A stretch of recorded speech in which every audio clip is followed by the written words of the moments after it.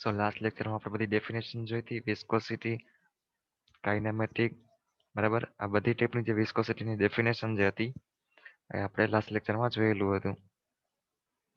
હવે આપણે સ્ટાર્ટ કરીએ છીએ viscosity measurement techniques.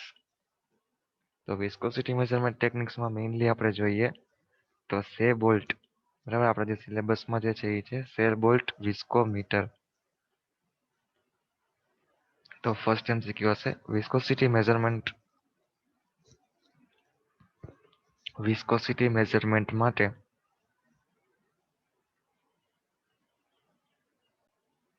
Viscosity measurement માટે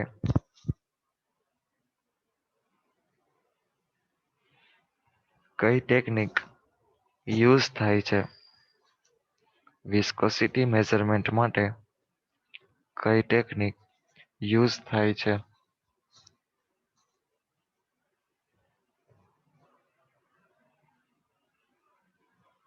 આન્સર આવશે સેબોલ્ટ, બરાબર. આપણા સિલેબસમાં પણ આ એક જ આપણે સ્ટડી કરી છે સેબોલ્ટ વિસ્કોમીટર,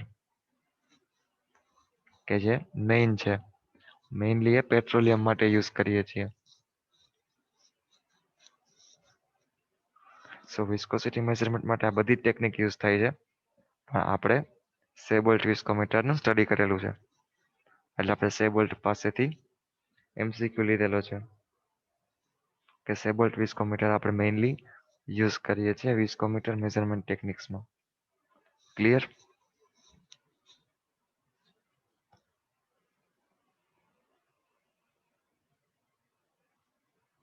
ઓકે, નેક્સ્ટ છે સેબોલ્ટ વિસ્કોમીટરમાં થિયરી સમજાવી દઈએ. તો શું હતું, જેનું આપણે મેજર કરવું છે એને આપણે આ કન્ટેનરમાં એડ કરીએ છીએ, બરાબર. એની આજુબાજુમાં આ બે કોઇલ છે, આ લિક્વિડ બાથ છે. હીટિંગ કોઇલ જે છે એ ટેમ્પરેચર રાઇઝ કરવા માટે યુઝ કરીએ છીએ. કન્ટેનરનું જે વોટર હશે એ હીટિંગ કોઇલ છે એના થ્રુ હીટ મળશે, એ ગરમ થશે એટલે આ જે કન્ટેનરની અંદરનું જે ઓઇલ છે કે જે આપણે મેજર કરવું છે એ ઓઇલનું ટેમ્પરેચર પણ વધશે અને એ ઘટમાંથી આપણે પાતળું થશે. તો પાતળું થશે એટલે શું થશે, આ જે કોર્ક છે એ ખોલી દેવામાં આવે છે. એ ખોલી એટલે આ જે લિક્વિડ છે આથી આ વેસલમાં પડશે, 60 ml વેસલમાં પડશે. તો આ જે કન્ટેનરમાંથી આ 60 ml વેસલમાં જે પડે છે ત્યાં સુધીનો જે ટાઈમ છે એને ઇફ્લક્સ ટાઈમ કહેવામાં આવે છે. અને આ ટાઈમ પરથી જ આપણે એની વિસ્કોસિટી ફાઇન્ડ કરીએ છીએ, કેમ કે આ ડાયરેક્ટલી પ્રપોર્શનલ છે. સો concept clear?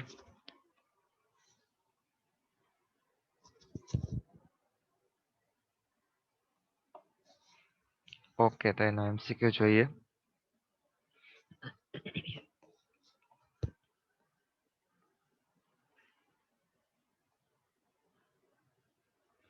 First MCQ, સેબોલ્ટ viscometer. સેબોલ્ટ viscometer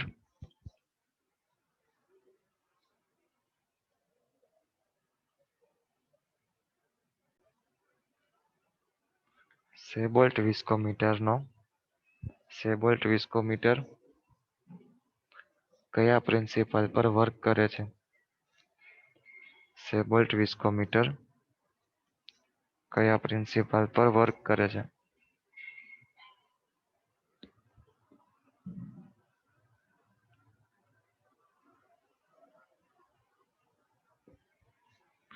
સેબોલ્ટ viscometer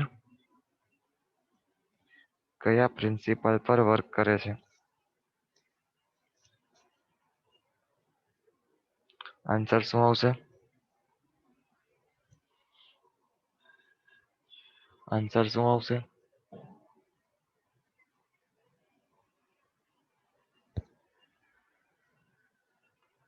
સેબોલ્ટ viscometer કયા પ્રિન્સિપલ પર વર્ક કરે છે?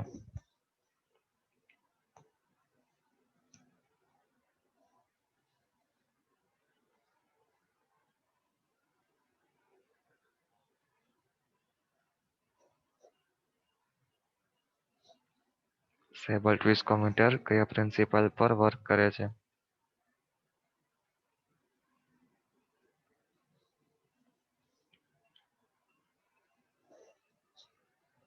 આન્સર આવશે સ્પેલિંગ જોઈ લેજો ખાસ. પોઈઝેવલી. પોઈઝેવલી.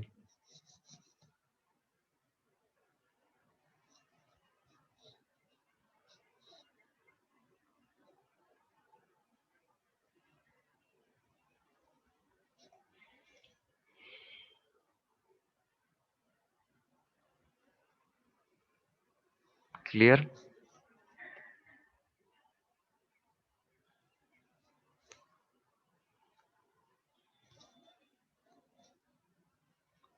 પછીનું MCQ છે પેટ્રોલિયમ પ્રોડક્ટના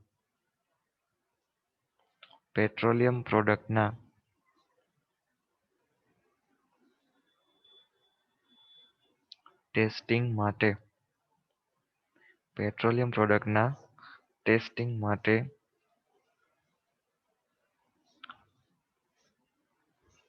કયા સ્ટાન્ડર્ડ ઇન્સ્ટ્રુમેન્ટનો યુઝ થાય છે? પેટ્રોલિયમ પ્રોડક્ટ્સના ટેસ્ટિંગ માટે કયા સ્ટાન્ડર્ડ ઇન્સ્ટ્રુમેન્ટનો યુઝ થાય છે?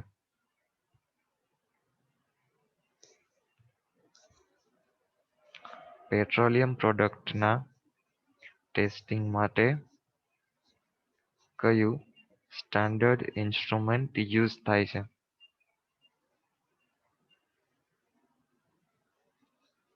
શું આવશે આન્સર?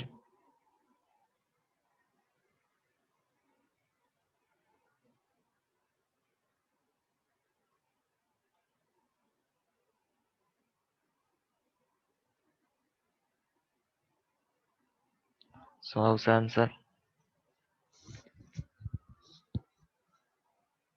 ઓકે, રિપીટ કરું છું.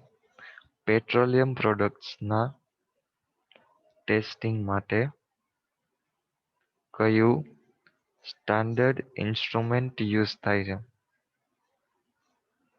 પેટ્રોલિયમ પ્રોડક્ટના ટેસ્ટિંગ માટે કયું સ્ટાન્ડર્ડ ઇન્સ્ટ્રુમેન્ટ યુઝ થાય છે?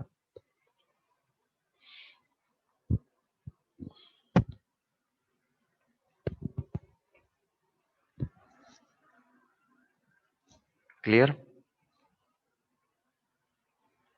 પેટ્રોલિયમ પ્રોડક્ટના ટેસ્ટિંગ માટે કયું સ્ટાન્ડર્ડ ઇન્સ્ટ્રુમેન્ટ યુઝ થાય છે?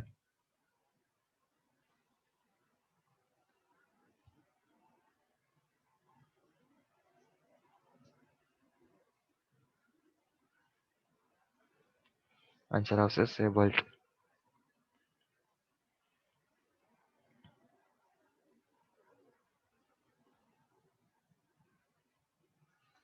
પછીનો MCQ છે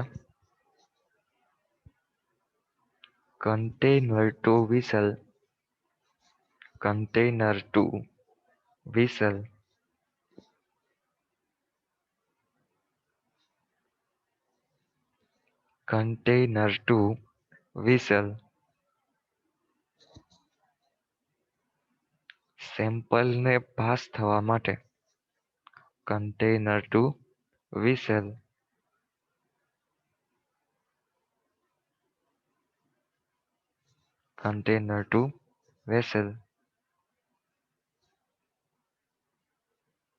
સેમ્પલને પાસ થવા માટે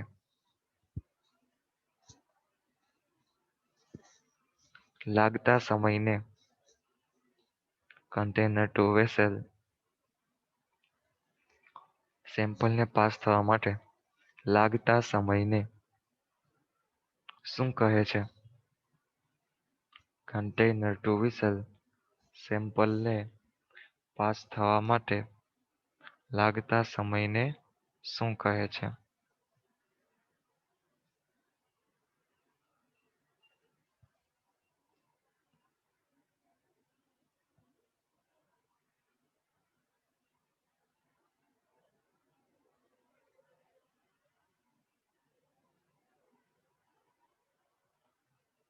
આન્સર આવશે ઇફ્લક્સ ટાઈમ.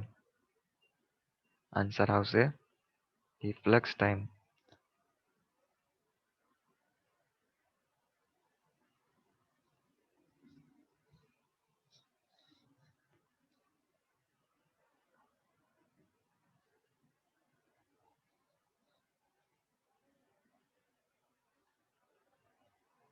ક્લિયર?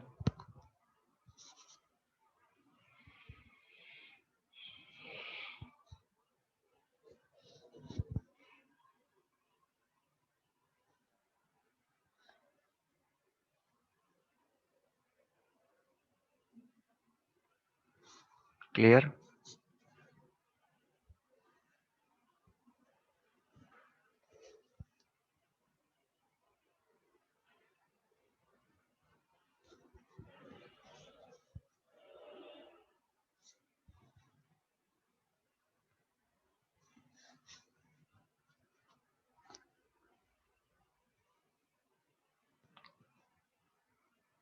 ક્લિયર છે? યસ ટાઈપ કરો.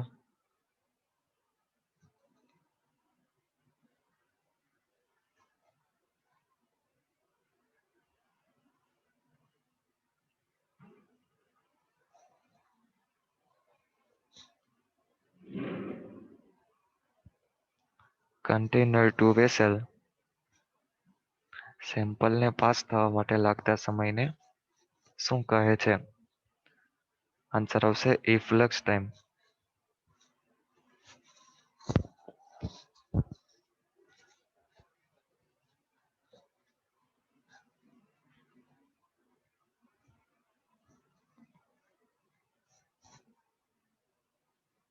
ક્લિયર છે?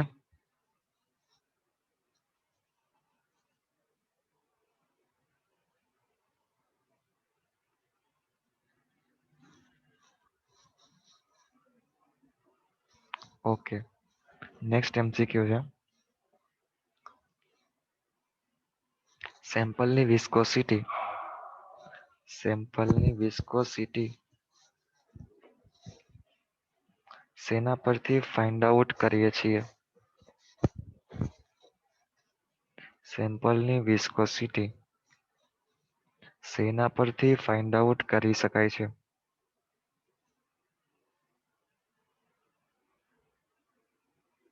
સેમ્પલની વિસ્કોસિટી શેના પરથી ફાઇન્ડ આઉટ કરી શકાય છે?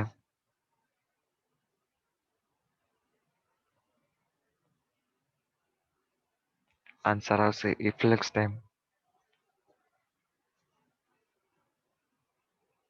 સેમ્પલની વિસ્કોસિટી શેના પરથી ફાઇન્ડ કરી શકાય છે?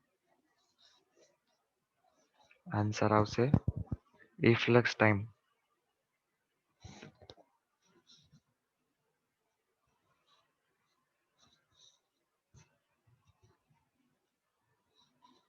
ક્લિયર?